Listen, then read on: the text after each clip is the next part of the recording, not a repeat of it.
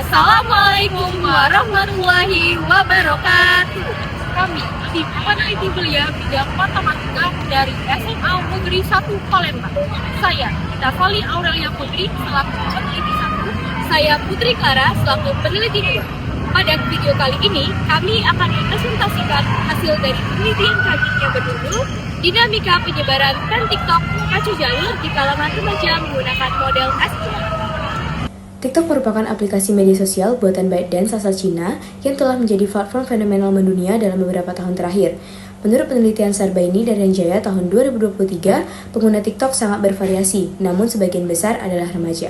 Konten pacu jalur merupakan salah satu dari banyaknya tren viral yang ada di TikTok. Pacu jalur merupakan tradisi lomba perahu panjang khas rantau Kuantan, Provinsi Riau di Indonesia yang telah berakar kuat dalam budaya lokal sejak awal abad ke-20.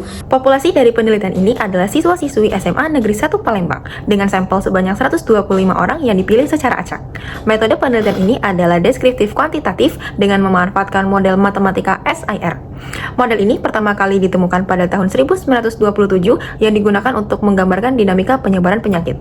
Pada penelitian ini, model ini diadaptasi untuk mengukur dan menganalisis durasi penyebaran tren TikTok, serta menggambarkan bagaimana tren tersebut berkembang dan menurun dalam kurun waktu tertentu. Model ini mengklasifikasikan populasi menjadi 3 kelompok utama. S. Susceptible, jumlah individu yang belum tahu tren sebanyak 97 orang. I. Invited, jumlah individu yang mengikuti tren sebanyak 22 orang. Dan R. Recovered, jumlah individu yang tidak mengikuti tren lagi sebanyak 6 orang. Langkah pertama adalah membuat survei online melalui platform Google Form.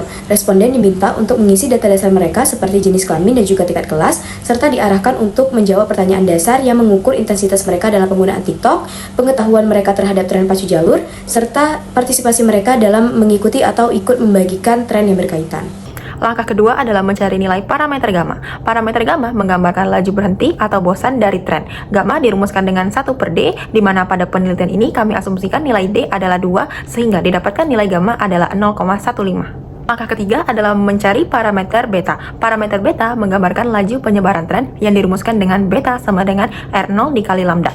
Di sini kami asumsikan nilai R0 adalah 2 dan mensubstitusi nilai gamma adalah 0,15 sehingga didapatkan nilai beta.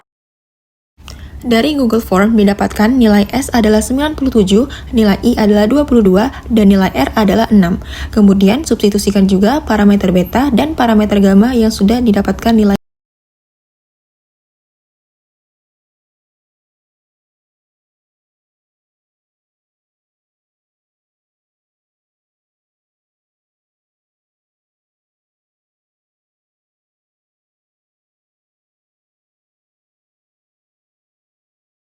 Kemudian hasil dari grafik permodelan ini dapat kita lihat di bagian sebelah kanan yang terbagi menjadi 3 warna. Dari Excel bisa kita dapatkan bahwa kurva yang berwarna biru menggambarkan S. Kurva ini mengalami titik tertinggi pada masa awal yaitu 97 orang yang akan terus mengalami penurunan hingga 53,64 pada hari ke-14. Penurunan ini paling curam pada masa awal karena jumlah siswa yang mengikuti tren atau I itu masih sangat tinggi sehingga dapat memicu penularan kepada kelompok S dengan begitu cepat. Kemudian kurva yang berwarna merah ini menggambarkan I. Kurva I meningkat secara dramatis dari 22 orang. Peningkatan ini terjadi karena parameter beta atau laju penularan ini lebih tinggi daripada parameter gamma atau laju kebosanan. Data yang menunjukkan juga pada hari kelima, tren masih dalam fase menanjak, yang pada akhirnya akan menurun dengan begitu cepat. Penurunan ini terjadi karena beberapa faktor, yaitu populasi S sudah banyak berkurang dan laju kebosanan terus menguras populasi I. Kemudian yang terakhir, kurva yang berwarna hijau menggambarkan R. Kurva ini terus meningkat dari titik terendah yaitu 6 orang. Kenaikan kurva R ini sejalan dengan kenaikan kurva I, karena saat banyak siswa yang mengikuti tren, maka laju kebosanan juga meningkat.